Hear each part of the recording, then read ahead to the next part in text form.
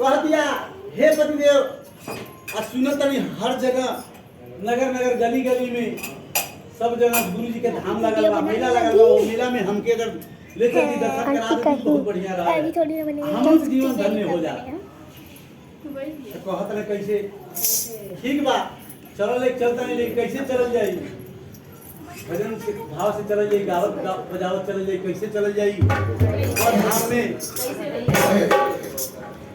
अरे शिव जी के लागल बाट धमवा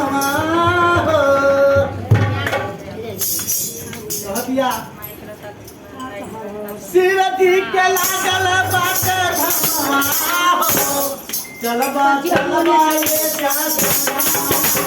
शिव जी के लागल बाट धमवा हो चलबा चलबा ये